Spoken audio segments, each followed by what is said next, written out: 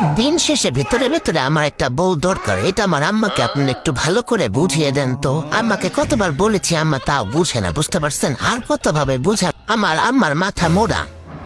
আরে কেতু, তুই যা খুঁজতে আসো, ও তুই ভাবি না জিন্দেগিতেও বোঝো নাই। তোর আগে জাক্কা চালি হেয়ে পরে লেতা সুটকিয়া নেটওয়ার্ক খুঁজতে কিন্তু পায় নাই। এ তুই কথা হনো মাকা, তোর কিন্তু গলাটা টিপে মারিয়ালামত করে। এই সামরা, কথা হনো না কে? এই অনেক ভালোবাসতাম, সব দিয়ে দিয়েছিলাম, যা তাই তো। আমি একটু অন্ধবিশ্বাস করি বলতে পারেন, আমি একটু গাধা আছি, আমি একটু বোকা আছি, আমি একটু সহজ সরল মানুষের মতো বিশ্বাস করে ফেলি তাড়াতাড়ি, তাতে আমার ঠকতেও হয়। শোনো, কাউকে তেল মেরে সম্পর্ক রাখার পার্সন আমি না। থাকলে ভালো, না থাকলে আরো ভালো।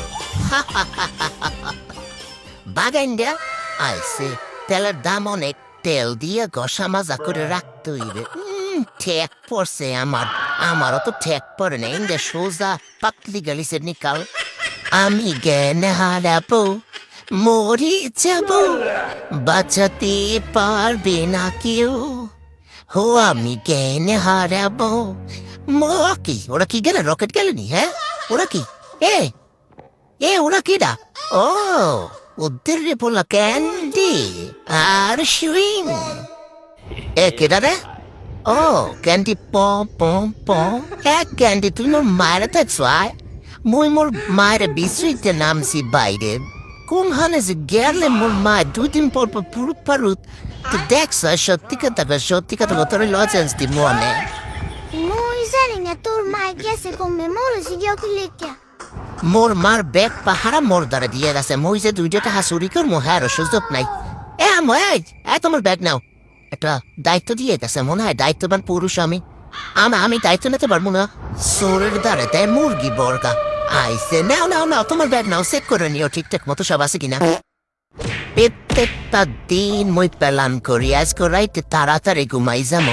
মোর প্ল্যান ঘুমাই পড়ে আর মই এদিকে জায়গা থাই।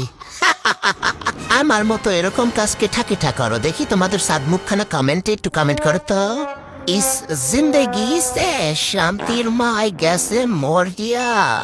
একটু বাইরে বেড়াইলে মোর মার শরীরের মধ্যে ক্যারত ক্যারত করে আইয়ে মোরে লইয়ে যায়।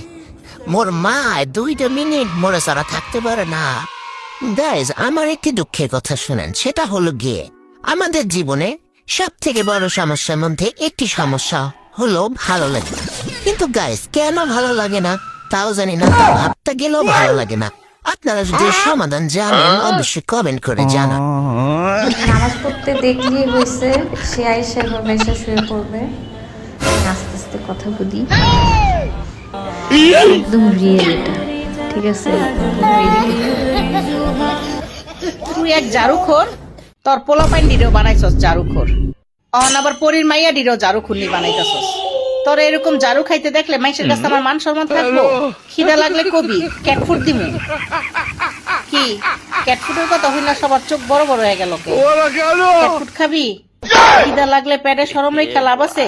কই তৈব, চল ক্যাটফুট দিই। আয়, এই যে দেখ, তোরা চিকেন টোনা আর রাইস ক্যাটফুটটা বেশি পছন্দ করস। দাঁড়া, তাই না ছিড়িস না, আমি কেচিটা কাটটা দিই। চল চেনে যাই, এত ক্যাটফুট খাওয়াই।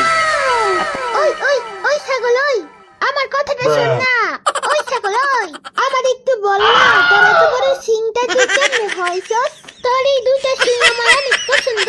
তোর এই 2টা সিং দেখলে আমার মনটা আরে তুই একটু বেশি ভাব মারতেছিস না? ওই ছাগল, ওই তোর এই সিংগুলা তো আমার মুখের থেকেও বেশি শক্ত। তোর এই সিংগুলা দেখা আমার একটা গান মনে পড়তেছে। হাতিমা টিম টিম, তাদের খাড়া দুটো সিং, তারা মাঠে পালিয়ে। ওই কিরে, তুইও কি আরেকজন শুনে? এটাই তো নিয়ম। একতরফা গল্প মানে কি আবার? ওই তুই এদিকে আয়, তোরে বুঝাইতে আসি। আগে তো নিজের সামলা বলদ বিলাই। ওই বলদ বলবি না, বললে বিলাই বল শুধু। ওটাই তো বললাম, বলদ বিলাই। ওই জানো, আগে না আমাদের বাসায় একটা খারাপ মুখের মধ্যে পান নিয়া তোর মতো সারাক্ষণ চাবাইতো। তোরে দেখলে ওই খাওয়ার কথা মনে পড়ে।